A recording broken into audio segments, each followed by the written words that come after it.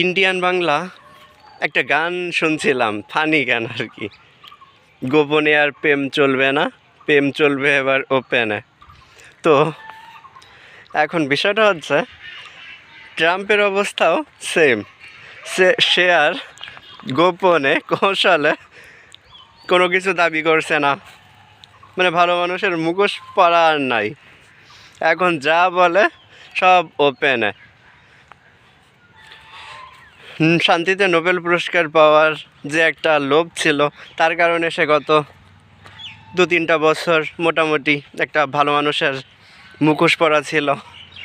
কিন্তু যখন নোবেল পুরস্কারও শেষ, আর তার হয়তো প্ল্যানিং করাই ছিল, মানে মারিয়া করিনা মাচাদো, তারে তো শান্তিতে নোবেল দেওয়া হলো ভেনেজুয়েলার।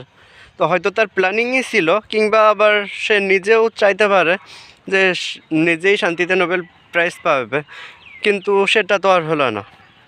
যাই হোক, এখন সে কি করে, ওপেনে হুমকি ধামকি দিচ্ছে।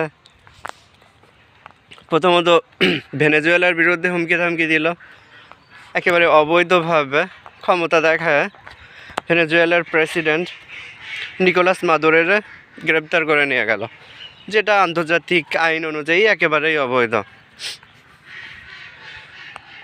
তারপর ইরানরে নিয়েও অনেক হুমকি ধামকি দিচ্ছে। বর্তমানে ইরানেও একটা ক্রাইসিস চলতেছে।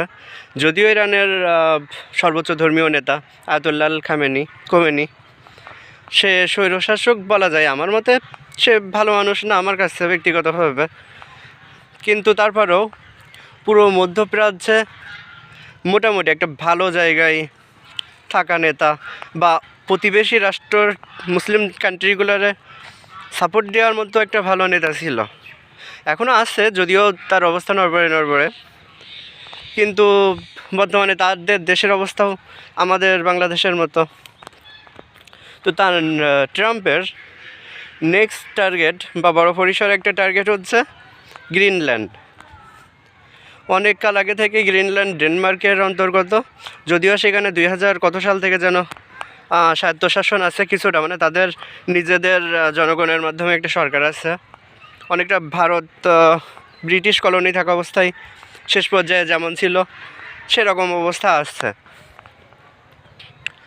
কিন্তু এখন ট্রাম্প চাচ্ছে যে একটা বড় ভূখণ্ড তাদের আন্ডারে নিয়ে আসতে, যেটা গ্রিনল্যান্ড ইউরোপের থেকেও উত্তর আমেরিকার অনেক নিকটতম, ফলে তাদের সহজেই দখল তো করে নিতে পারবে, কিন্তু আন্তর্জাতিক আইন অনুযায়ী এটা তো অবৈধ। এখন সম্ভবত ট্রাম্পের নেক্সট প্ল্যান হচ্ছে ওদের দেশের জনগণরে কবজা করে নেওয়া। কিছুদিন আগে সে আবার, কিছুদিন না, গতকালকে বা পরশু দিন সে সম্ভবত একটা ইশারা দিল যে প্রয়োজনে গ্রিনল্যান্ডের সমস্ত নাগরিকরা টাকা দিয়ে কিনে নেওয়া হবে, যাতে করে তারা আমেরিকার পক্ষেই থাকে, গ্রিনল্যান্ড থেকে বের হয়ে আমেরিকার নাগরিক হিসাবে আমেরিকার নাগরিক হয়ে যায় আর কি। তো যাই হোক, দেখা যাক কী হয় নেক্সট টাইমে। আচ্ছা, বাই।